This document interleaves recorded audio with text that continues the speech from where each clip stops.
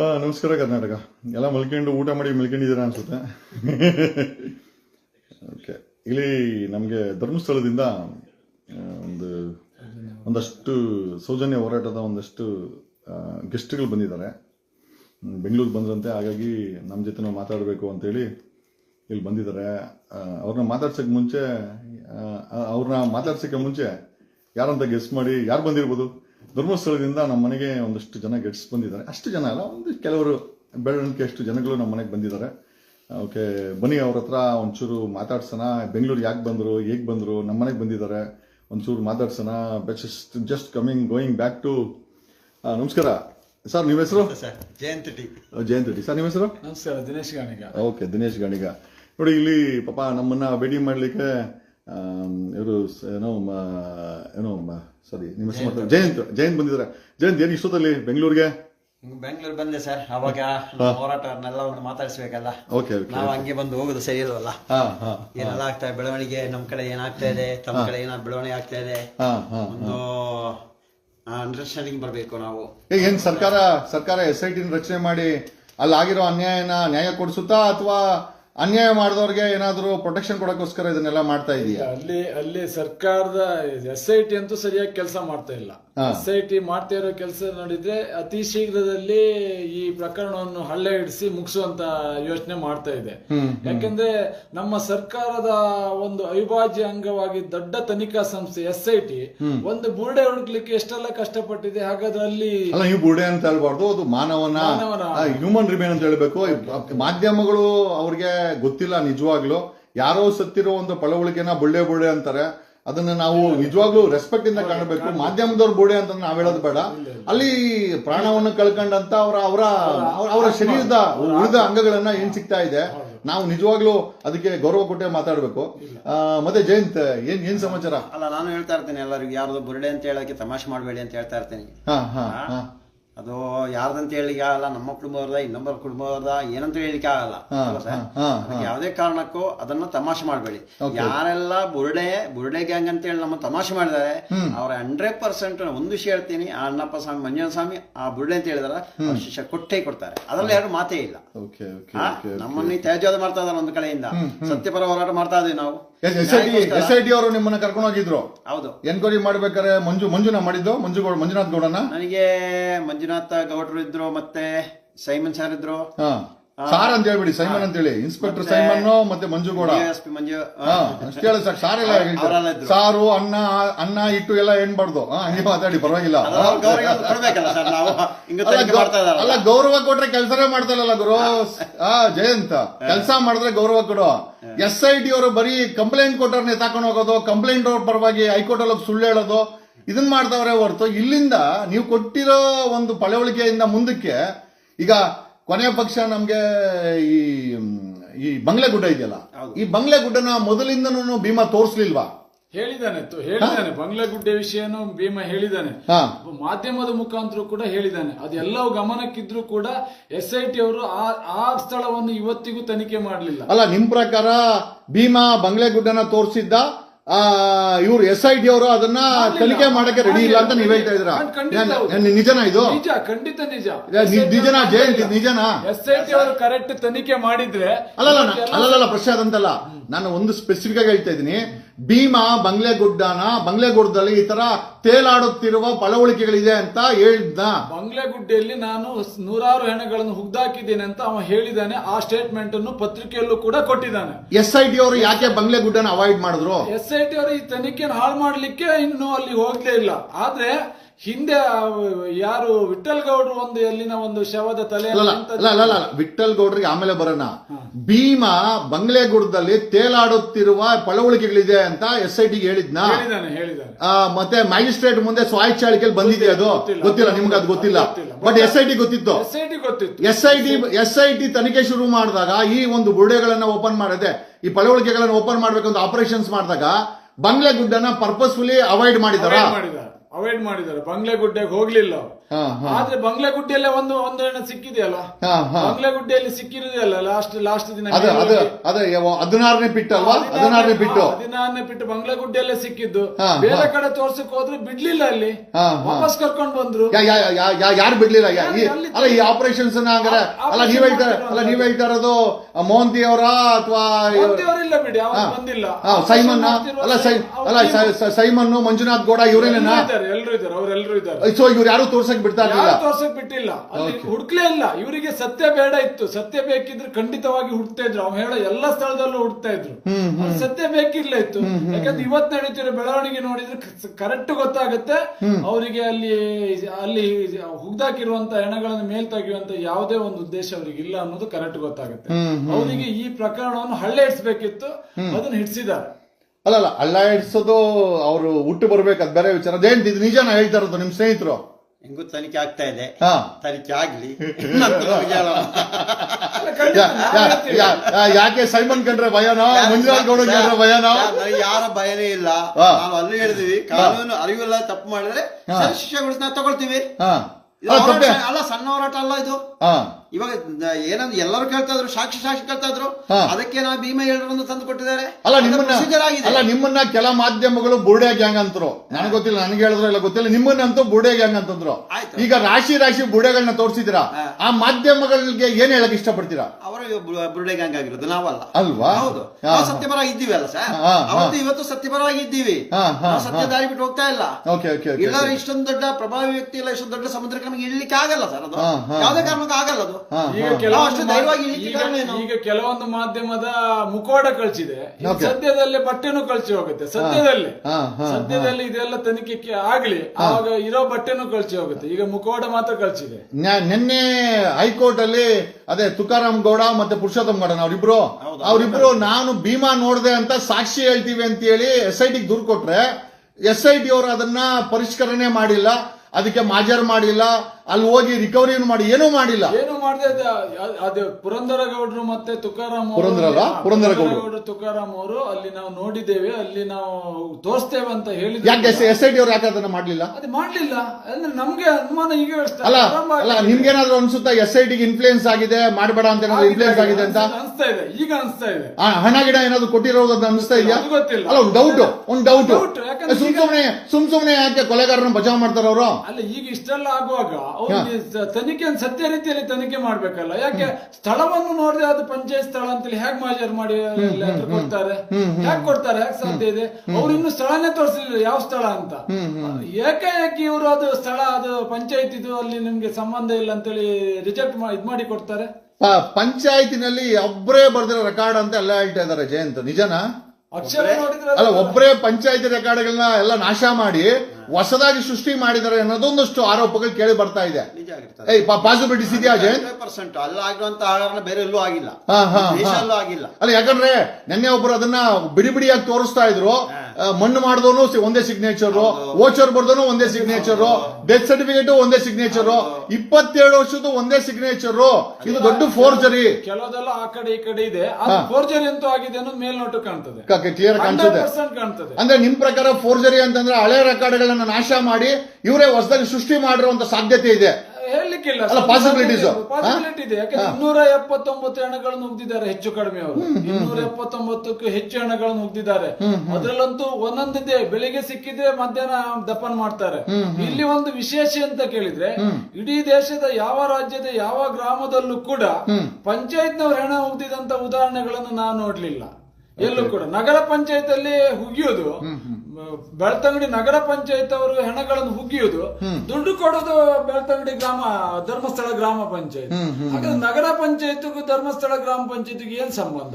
ಈಗ ಜಯಂತ್ ಅವರೇ, ಈ ಇತಿಹಾಸ ತಗೊಂಡ್ರೆ 1984ರಲ್ಲಿ ಸೆಷನ್ ಅಲ್ಲಿ ಈ ಒಂದು ಧರ್ಮಸ್ಥಳದ ಹತ್ಯಾಕಾಂಡದ ವಿಚಾರ ಚರ್ಚೆ ಆಗಿದೆ ಅಂತ ಧನಂಜಯ ಅವರು ಆನ್ ರೆಕಾರ್ಡ್ ಹೇಳಿದ್ರು. ಅಂದ್ರೆ ಈಗ ನಮಗೆ ಐ ಥಿಂಕ್ ಭೀಮಾ ಬರಕ್ ಮುಂಚೆ ಹೇಳ್ತಾ ಇರೋದು, ಭೀಮನ ಜೊತೆಗೆ ಸಪೋರ್ಟಿಂಗ್ ಹೇಳ್ತಾ ಇರೋದು 1984ರಲ್ಲಿ ಅಸೆಂಬ್ಲಿನಲ್ಲಿ ಈ ವಿಚಾರ ಚರ್ಚೆ ಆಗಿದೆ. ಎರಡನೇದಾಗಿ ನಮ್ಮ 2016ರಲ್ಲಿ ಉಗ್ರಪ್ಪನವರ ಕಮಿಟಿನಲ್ಲಿ ಇದು ಒಂದು ವಿಶೇಷವಾದಂತ ಜಿಲ್ಲೆ, ಇದರಲ್ಲಿ ಯಾವ ಜಿಲ್ಲೆಯಲ್ಲಿ ನಡೆದಿರುವಂತಹ ಅನಾಹುತಗಳು, ಕೊಲೆಗಳು, ಅತ್ಯಾಚಾರಗಳು ನಡೆದಿದೆ, ಮಿಸ್ಸಿಂಗ್ ಆಗಿದೆ ಅಂತ ಉಗ್ರಪ್ಪನವರ ಕಮಿಟಿ ರಿಪೋರ್ಟ್ ಇದೆ.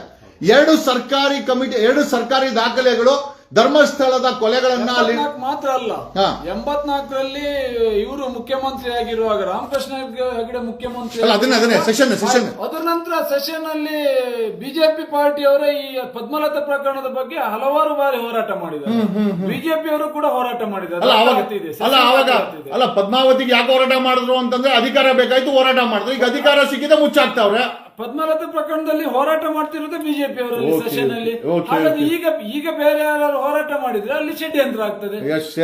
ಮಾಡಿದ್ರೆ ಷಡ್ಯಂತ್ರ ಇಲ್ಲ. ಈಗ ಅಶೋಕ್ ಹೇಳಿದ್ರು ಇರೋ ಡಾಕ್ಟರ್ ವೀರೇಂದ್ರ ಹೆಗಡೆ ಅವರು ಫೋನೇ ಮಾಡಿಲ್ಲ ಅಂತ. ಬಟ್ ಡಾಕ್ಟರ್ ವೀರೇಂದ್ರ ಹೆಗಡೆ ಅವರು ವಿಡಿಯೋದಲ್ಲಿ ಒಪ್ಕೊಂಡಿದ್ದಾರೆ, ನಾನೇ ಫೋನ್ ಮಾಡಿದೆ ಅಂತ. ಅಶೋಕ್ ಸುಳ್ಳು ಹೇಳ್ತಾ ಇದ್ದಾನ? ವಿರೋಧ ಪಕ್ಷದ ನಾಯಕ ಮತ್ತೆ ಅವತ್ತಿನ ಗೃಹ ಮಂತ್ರಿ ಅಶೋಕ ಸುಳ್ಳು ಹೇಳ್ತಾ ಇದ್ದಾನ? ಅವ್ರು ಸತ್ಯ ಹೇಳಿದ್ದಾರೆ, ಇವರೇ ಸುಳ್ಳು ಹೇಳಿದಿರ್ಬೇಕು. ಹೌದ್ರಾ? ಹಾಗಾದ್ರೆ ಅವರವರ ತೀರ್ಮಾನ ಮಾಡ್ಕೊಳ್ಬೇಕು. ನಾನ್ ಸತ್ಯ ಹೇಳಿದ, ನೀವು ಸತ್ಯ ಹೇಳಿದ ಅನ್ನೋದು ಅವರವರ ತೀರ್ಮಾನ ಮಾಡ್ಬೇಕು. ಯಾಕೆ ಹೇಳಿದ್ರೆ ಇಬ್ರು ಸೇರಿ ಷಡ್ಯಂತ್ರ ಮಾಡ್ತಾ ಇದಾರೆ ಇವಾಗ. ಅಲ್ಲ ಡಾಕ್ಟರ್ ವೀರೇಂದ್ರ ಹೆಗ್ಡೆ ಹೇಳ್ತಾರೆ, ನಾನು ಹೋಮ್ ಮಿನಿಸ್ಟರ್ಗೆ ಫೋನ್ ಮಾಡಿದೆ ಅಂತ.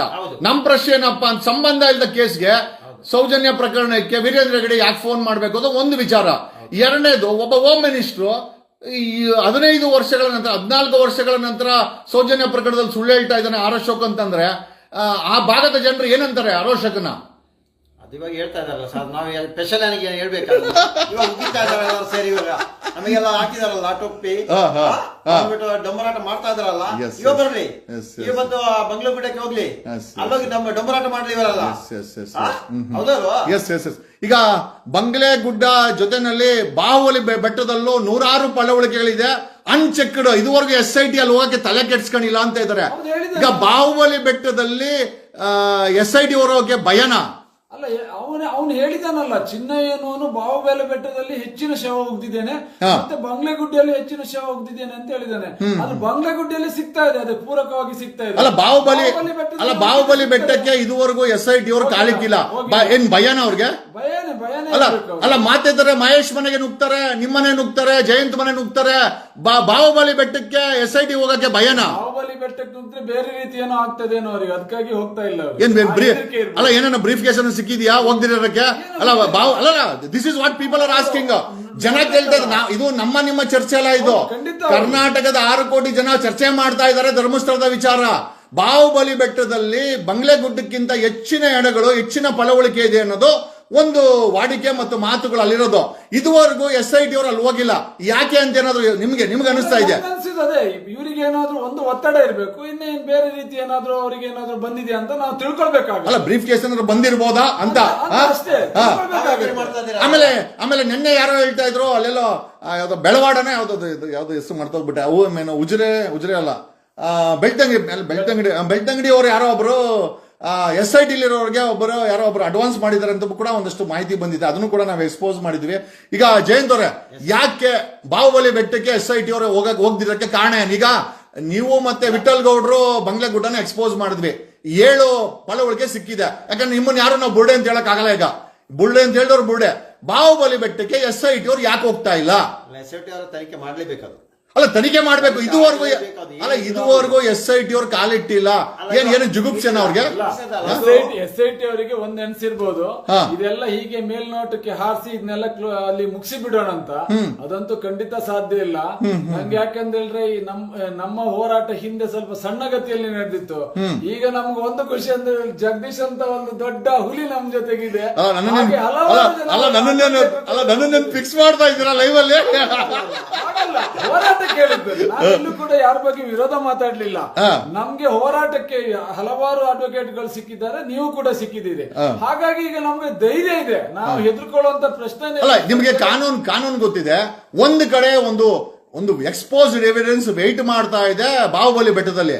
ಬಾಹುಬಲಿ ಬೆಟ್ಟಕ್ಕೆ SIT ಅವರು ಹೋಗಲ್ಲ, ಬಂಗ್ಲೆಗುಡ್ಡಕ್ಕೂ ಹೋಗಲ್ಲ. ಮೊನ್ನೆ ವಿಠಲ್ ಗೌಡ ಹೋಗಿದ್ದಕ್ಕೆ ಬಂಗ್ಲೆಗುಡ್ಡಲ್ಲಿ ತಗಲಾಕೊಂಡವ್ರೆ. ಅದು ನೋಡಿ, ಬಂಗ್ಲೆಗುಡ್ಡದಲ್ಲೂ ಕೂಡ ಅದನ್ನು ತೋರಿಸಿರುವಂತದ್ದು ವಿಠಲ್ ಗೌಡ್ರು. ಆದ್ರೆ ಅವರನ್ನು ಕರ್ಕೊಂಡು ಹೋಗದೆ ಹಾಜರು ಮಾಡ್ತಾ ಇದ್ದಾರೆ. ಅಲ್ಲ ಇವತ್ತು ಅಲ್ಲ ನಿನ್ನೆ 7-8 ಸಿಕ್ಕಿದ್ರು, ಇವತ್ತು ವಿಠಲ್ ಸಿಕ್ಕಿದೆ ಅಂತ ಹೇಳ್ತಾರೆ. ಇವತ್ತು ವಿಠಲ್ ಗೌಡನ್ ಕರ್ಕೊಂಡು ಹೋದ್ರೆ ಅಲ್ಲಿ ಸಿಕ್ಕಿರೋವನ್ನೆಲ್ಲ ವಿಠಲ್ ಗೌಡ ಈಚೆಗೆ ಬಂದು ಯೂಟ್ಯೂಬ್ ಅಲ್ಲಿ ಹೇಳ್ತಾನೆ. ಹಂಗಾಗಿ ನಾವು ಅವಾಯ್ಡ್ ಮಾಡಿರ್ಬೋದೇನೋ ಯಾರೋ ಗೊತ್ತು. ಅಲ್ಲ ನನಗನ್ಸಿರೋದು ಅಲ್ಲ, ಒಬ್ಬ ಬಂಗ್ಲಗುಡ್ಡದಲ್ಲಿ ಇದೆ ಅಂತ ಹೇಳಿದ್ಯಾರು? ಚಿನ್ನಯ್ಯನ ಹೇಳಿಕೆ ಮೇಲೆ ಇವ್ರು ಹೋಗಿ ಹುಡುಕಿರುವಂತದ್ದು, ಇವ್ರು ಹೋಗಿರುವಂತದ್ದು. ಇವರು ಪೊಲೀಸ್ನವ್ರು ಕಟ್ಕೊಂಡು ಹೋದಾಗ ಇವ್ರ ಎದುರೇ ಪೊಲೀಸ್ನವರು ಅದನ್ನು ಹುಡುಕಿದ್ದಾರೆ. 2 ಬಾರಿಯೂ ಕೂಡ ಪೊಲೀಸ್ನವರು ಏನು ವಿಠಲ್ ಗೌಡ್ರ ಎದುರೇ ಅದೆಲ್ಲ ಹುಡುಕಿರುವಂತದ್ದು, ಸಿಕ್ಕಿರುವಂತದ್ದು. ಹಾಗಾದ್ರೆ ವಿಠಲ್ ಗೌಡ್ರನ್ನ ಯಾಕೆ ಬಿಟ್ಟು ಹೋದ್ರಿ? ನಮ್ಮ ಪ್ರಶ್ನೆ ಅಷ್ಟೇ. ಅಲ್ಲ ಇವತ್ತು ಇವ್ರು ಹೇಳೋದಾಗೆ ಮಾಜರ್ಗೆ ವಿಠಲ್ ಗೌಡ್ ಕೊಂಡೋಗಲ್ಲ, ಅಲ್ಲಿ ಸಿಕ್ಕಿರೋ ಪಳವಳಿಕೆಗಳನ್ನ ಈಚೆ ಕಡೆಗೆ ಬಂದು ಮಾಧ್ಯಮಕ್ಕೆ ಹೇಳ್ತಾ ಇದ್ದ. ಹಂಗಾಗಿ ವಿಠಲ್ ಗೌಡನ್ ಬಿಟ್ಬಿಟ್ಟು ಹೋಗೋ ಅವರೇ ಏನೋ ಮಾಜರ್ ಮಾಡ್ಕೊಂಡಿರ್ಬೋದಾ, ಅಥವಾ ಏನಾದ್ರು ತಪ್ಪು ಅವ್ರು ಬೇಕಾದನ್ನ ಬರ್ಕೊಂಡಿರ್ಬೋದಾ ಇವತ್ತು? ಹಾಗೆ ಆಗ್ತಾ ಇದೆ, ಹಾಗೆ ಅನ್ಸ್ತದೆ ನಮ್ಗೆ. ಈಗ ಆಗ್ತಿರೋ ಬೆಳವಣಿಗೆ ನೋಡಿದ್ರೆ ಇವ್ರು ಏನ್ ಬೇಕಾದ್ರೂ ಮಾಡ್ಬೋದು, SIT ಏನ್ ಬೇಕಾದ್ರೂ ಮಾಡ್ಬೋದು. ಯಾಕಂದ್ರೆ ವಿಠಲ್ ಗೌಡ್ರನ್ ಕರ್ಕೊಂಡು ಹೋಗಿಲ್ಲ, ಅಲ್ಲಿ ತನಿಖೆ ಅಲ್ಲ ವಿಠಲ್ ಗೌಡ್ರನ್ ಕರ್ಕೊಂಡು ಹೋಗಲ್ಲ, ಭೀಮನ್ನ ಬಂಧನ ಮಾಡಾರೆ, ಮಹೇಶ್ ತಿಮ್ರೋಡಿ ಅವರನ್ನ ಸುಳ್ಳು ಕೇಸ್ ಹಾಕಿ ಊರ್ ಬಿಟ್ಟು ಓಡಿಸ್ತಾ ಇದಾರೆ, ನಿಮ್ಗಳಿಗೆ ಗಾಬರಿ ಹಿಡಿಸ್ತಾ ಇದಾರೆ, ಮಾಧ್ಯಮಗಳನ್ನ ಹಿಡ್ಕೊಂಡು ದಿಕ್ ತಪ್ಪಿಸ್ತಾ ಇದಾರೆ. ಏನು ನಿಮ್ಗೆ ಕಾಂಗ್ರೆಸ್ ಸರ್ಕಾರ ನೆಟ್ಟ ಕೆಲಸ ಮಾಡ್ತಾ ಇದೆಯಾ, ಮಾಡ್ತಾ ಇಲ್ವಾ? ನಾವು ಅದ್ರ ಬಗ್ಗೆ ಏನು ಮಾತಾಡಕ್ ಹೋಗಲ್ಲ. ನಿಮ್ಮೇಲೆ ಏನು ಎಫ್ಐಆರ್ ಹಾಕಲ್ಲ ಬಿಡಿ, ನಾನು ಹೇಳ್ತೀನಿ. ತಲೆ ಬಿಡಿಸ್ಕೊ.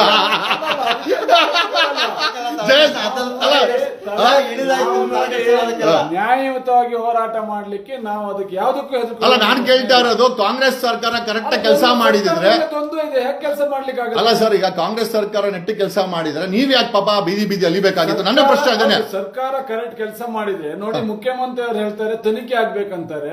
ತನಿಖೆ ಆಗ್ಬೇಕಾದ್ರೆ ಮುಂಚೆ DKC ಅವ್ರು ಹೇಳ್ತಾರೆ ಷಡ್ಯಂತ್ರ ಅಂತಾರೆ. ಅಂದ್ರೆ ಅಲ್ಲ, ನಾನು ಸ್ಪಷ್ಟವಾಗಿ ಹೇಳ್ತೀನಿ. DK ಶಿವಕುಮಾರ್ ಹೇಳಿದ್ದು ಖಾಲಿ ಡಬ್ಬ, ಇದು ಒಂದು ಖಾಲಿ ಡಬ್ಬ ಅಂತ ಹೇಳಿದ್ದು. ಅದೇ ತರ ಈಗ ಮಾಡಿ ಮುಗಿಸ್ತಾ ಇದ್ದಾರಲ್ಲ, ನಾವೀಗ ಅನುಮಾನ ಪಡ್ಲೇಬೇಕಲ್ಲ.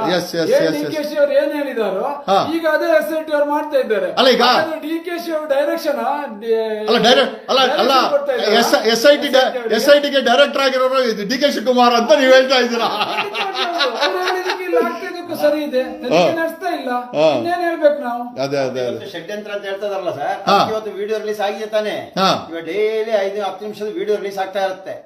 ಏನು ಭೀಮ ಬಂದು ಮಹೇಶನ ಮನೆಯಲ್ಲಿ ಕೂತು ಏನು ಮಾತು ಎಲ್ಲವನ್ನೂ ಸರ್ ಅದ್ರಲ್ಲಿ ಯಾರೋ ನಾನೇ ಕತ್ತಿಸ್ಕಾಕಿದೀನಿ ಅಂತೇನೋ ಅದೇನೋ ಬಂತು ಅಂತ ಹೇಳಿದ್ರು. ಭೀಮದ ಎಲ್ಲ ಬರುತ್ತೆ ಸರ್. ಇವಾಗ ಏನ್ ಈ ಮಹೇಶನ್ ಇವಾಗ ಓಡಿಸ್ತಾ ಇದಾರಲ್ಲ, ಅವ್ರನ್ನ ಹಿಡಿದು ಜೈಲಿ ಹಾಕ್ಲಿಕ್ಕೆ ಪ್ಲಾನ್ ಮಾಡ್ತಾ ಇದಾರಲ್ಲ, ನೋಡೋಣ ಯಾರು ಜೈಲಿಗೆ ಹೋಗುದಂತ. ಅದಕ್ಕೆ ಅಂಜುವರೇನಲ್ಲ. ಅಲ್ಲ ಈಗ ಸಂವೇರ್ ಮಹೇಶ್ ತಿಮ್ರೋಡಿ ಅವರು ಈ ಒಂದು ಹೋರಾಟಕ್ಕೆ ಶಕ್ತಿಯನ್ನು ತುಂಬಿ ದಿಕ್ಕನ್ನ ತೋರಿಸ್ತಾ ಇದ್ದಾರೆ. ಈಗ ಮಹೇಶ್ ತಿಮ್ರೋಡಿ ಅವ್ರನ್ನ ಜೈಲ್ಗೆ ಹಾಕ್ಬಿಟ್ರೆ ಈ ಒಂದು ಕೇಸನ್ನ ಮುಚ್ಚಕ್ಕೆ ಈಸಿ ಆಗತ್ತೆ ಅಂತ ಏನಾದ್ರು ಮಾಡ್ತಾ ಇದಾರ? ಜೈಲಿಗೆ ಹಾಕಿದ್ರೆ ಇಡೀ ರಾಜ್ಯದಲ್ಲಿ ಏನಾಗ್ಬೇಕು ಅದು ಆಗತ್ತೆ. ಮಾಡ್ಲಿ ಅವರು ಇದ್ರೆ ಮಾಡ್ಲಿ. ನಾವೀಗ SITಗೂ ಸವಾಲ್ ಆಗ್ತೇವೆ. ಸತ್ಯ ನ್ಯಾಯ ನೀತಿ ಬಿಟ್ಟು ನೀವು ಎಲ್ಲಾದ್ರೂ ಮಹೇಶ್ ಅಣ್ಣನ ತಂಟೆಗೆ ಹೋದ್ರೆ ಇದನ್ನೆಲ್ಲವನ್ನು ಬಿಟ್ಟು ಅದಕ್ಕೆ ಉತ್ತರ ಹೇಗೆ ಕೊಡ್ಬೇಕೋ ಕೊಡ್ತೇವೆ.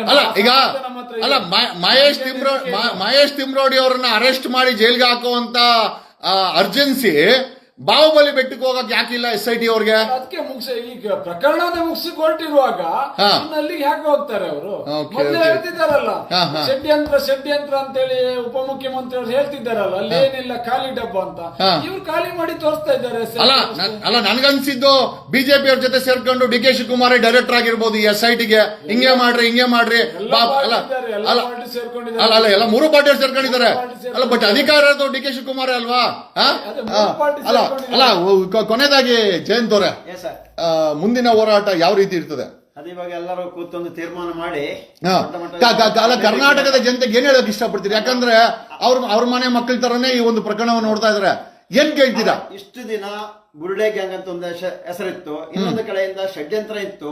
ಇವಾಗ ಜನತೆ ಗೊತ್ತಾಗಿದೆ ಯಾರು ಷಡ್ಯಂತ್ರ ಮಾಡ್ತಾ ಇರೋದು, ಯಾರ ಮೇಲೆ ಷಡ್ಯಂತ್ರ ಮಾಡ್ತಾ ಇರೋದು ಇವಾಗ ಗೊತ್ತಾಗಿದೆ. ಜನರು ಇನ್ನ ಎಚ್ಚೆತ್ತುಕೊಳ್ಬೇಕು. ಇನ್ನು ಇವಾಗ ಆದಷ್ಟು ಬೇಗ ಒಂದು ಕರೆ ಕೊಡ್ತೀವಿ ಹೋರಾಟಕ್ಕೆ, ಪ್ರತಿಯೊಬ್ಬರು ಕೈ ಜೋಡಿಸಬೇಕು. ಬೆಂಗಳೂರಲ್ಲಿ ದೊಡ್ಡ ಮಟ್ಟದ ಒಂದು ಹೋರಾಟವನ್ನ ಯಾಕೆ ಕರ್ನಾಟಕದ ಜನರು ಮಾಡ್ಕೊಂಡು ಮಾಡಬಾರ್ದು? ಮಾಡೋದ್ರ ಬಗ್ಗೆ ಇಡೀ ರಾಜ್ಯಾದ್ಯಂತ ಜನ ಬೆಂಗಳೂರಲ್ಲಿ ಸೇರಿ ಒಂದು ದೊಡ್ಡ ಮಟ್ಟದ ಹೋರಾಟ ಮಾಡ್ಲಿಕ್ಕೆ ಚರ್ಚೆ ಆಗ್ತಾ ಇದೆ. ಅದೇ ಸದ್ಯದಲ್ಲಿ ಅದನ್ನ ಡೇಟ್ ಫಿಕ್ಸ್ ಮಾಡ್ತಾರೆ. ಎಲ್ಲ ಸೇರಿ ಒಂದು ಕೂತ್ಕೊಂಡು ಹೋರಾಟ ಮಾಡೋದ್ರ ಬಗ್ಗೆ ಡೇಟ್ ಫಿಕ್ಸ್ ಮಾಡ್ತಾರೆ. ಎಲ್ಲ ಜನತೆ ನಾವು ಕೇಳೋದಿಷ್ಟೇ, ರಾಜ್ಯದ ಜನತೆಯಲ್ಲಿ ಕೈ ಮುಗಿದು ಕೇಳ್ಕೊಳ್ಳೋದಿಷ್ಟೇ, ನ್ಯಾಯಪರವಾಗಿ ಹೋರಾಟಕ್ಕೆ ಬನ್ನಿ. ಅಲ್ಲ ಬರ್ತಾರೆ ಜನ ಪಾಪ ರೆಡಿ ಇದಾರೆ. ಅಲ್ಲ ಖಂಡಿತವಾಗಿ ಅವ್ರ ಹತ್ರ ಕೇಳ್ಕೊಳ್ಳೋದಿಷ್ಟೇ. ಇದು ಷಡ್ಯಂತ್ರ ಯಾರು ಮಾಡ್ತಿದ್ರು ನಿಮ್ಗೆ ಅರ್ಥ ಆಗಿದೆ. ಮತ್ತು ಈ ನೋವನ್ನು ತಡ್ಕೊಳ್ಲಿಕ್ಕೆ ಆಗುದಿಲ್ಲ. ಇದಕ್ಕೊಂದು ಇತ್ತೀಚೆಗೆ ಕೊಡ್ಲೇಬೇಕು. ಹಾಗಾಗಿ ಒಂದು ಕರೆ ಕೊಟ್ಟಾಗ ಇಡೀ ರಾಜ್ಯದ ಜನ ಒಂದು ಬೆಂಗಳೂರಿನಲ್ಲಿ ಒಟ್ಟಾಗುವಂತ ನಾವು ಕೇಳ್ಕೊಳ್ತೇವೆ. ಒಂದು ಒಂದು ಒಂದು ಎಚ್ಚರಿಕೆ ಗಂಟೆಯನ್ನ ಸರ್ಕಾರಕ್ಕೆ SIT ಗೆ ಕೊಡ್ಬೇಕಂತ ಅವಶ್ಯಕತೆ ಇದೆ ಅಂತ ನಮ್ಗೆ ಅನಿಸ್ತಾ ಇದೆ. ಖಂಡಿತ ಇದೆ, ಮಾಡಲೇಬೇಕು. ಸದ್ಯದಲ್ಲೇ ಆ ಕೆಲಸ ಆಗ್ಲೇಬೇಕು. ಒಂದು ದೊಡ್ಡ ಮಟ್ಟದಲ್ಲಿ ಹೋರಾಟ ಬೇಕಾಗಿದೆ ಅನ್ಸುತ್ತಾ ಜಯಂತ್? ಅದಕ್ಕೆ ಇವಾಗ ಮಹೇಶಣ್ಣ ಗಿರೀಶಣ್ಣ ನಾವೆಲ್ಲ ಕೂತು ಮಾತಾಡ್ತಾ ಇದೀವಿ. ನಾವು ಎಲ್ಲರೂ ಸೇರಿ ಕರ್ನಾಟಕ ರಾಜ್ಯದ ಜನತೆ ಸೇರ್ಬೇಕಿನ್ ಇವಾಗ ಒಬ್ಬೊಬ್ಬರೇ ಮಾತಾಡೋದಲ್ಲ, ಎಲ್ಲರೂ ಸೇರಿ ದೊಡ್ಡ ಒಂದು ಹೋರಾಟಕ್ಕೆ ಕರೆ ಕೊಡುವ ಎಲ್ಲ ಒಂದು ಪ್ಲಾನ್ ಬಂತು ಮಾಡ್ತಾ ಇದ್ದೀವಿ.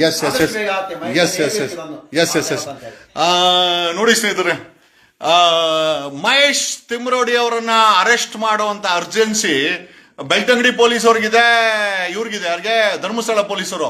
ಅದೇ ಬಂಗ್ಲೆಗುಡ್ಡನ ಸೀಸ್ ಮಾಡ್ರು ಅಂತಂದ್ರೆ ಆ ಕಡೆ ಕಾಲಿಕ್ಕಲ್ಲ. ಏನಕ್ಕೆ ಅಂತಂದ್ರೆ ಡೈರೆಕ್ಟರ್ ಹೇಳಿಲ್ಲಂತೆ. ಮೋಸ್ಟ್ಲಿ DK ಶಿವಕುಮಾರ್ ಡೈರೆಕ್ಟರ್ ಕೊಡ್ತಾ ಇರ್ಬೋದು, ಯಾಕಂದ್ರೆ ಡೆಪ್ಯೂಟಿ CM ಅಲ್ವಾ.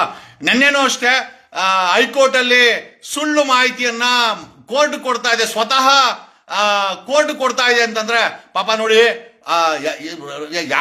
ಯಾರ ಮನೆಯ ಮಕ್ಕಳಾಗ್ಲಿ, ಯಾರ ಮನೆಯ ವ್ಯಕ್ತಿಗಳಾಗಿರ್ಲಿ, ರಾತ್ರಿ ಹೊತ್ತು ಪಾಪ ಯಾರೋ ಮಾಡಿರೋ ತಪ್ಪಿಗೆ ಇವ್ರುಗಳು ಪಾಪ ಬೀದಿನಲ್ಲಿ ಹೋರಾಟ ಮಾಡ್ಕೊಂಡು, ಎಲ್ಲೋ ಮಲ್ಕೊಂಡು, ಯಾರೋ ಮನೇಲಿ ಕೇಳ್ಕೊಂಡು, ಈ ಅವಶ್ಯಕತೆ ಇದೆ. ಜಯಂತ್ಗಾಗಿರ್ಬೋದು, ಇವ್ರ ಗಾಣಿಗಾಗಿರ್ಬೋದು, ಮಹೇಶ್ಗಾಗಿರ್ಬೋದು.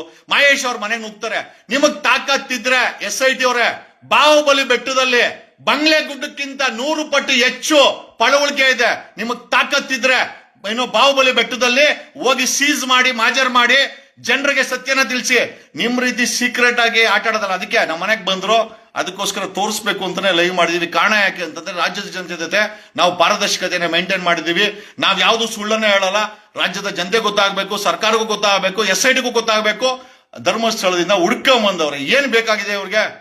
ಆಗಿರೋ ಅನ್ಯಾಯಕ್ಕೆ ಬೀದಿ ಏನೋ ಜಿಲ್ಲೆ ಸುತ್ತಿ ನ್ಯಾಯ ಕೇಳುವಂತ ಪರಿಸ್ಥಿತಿ ಅವ್ರಿಗೆ ಬಂದಿದೆ.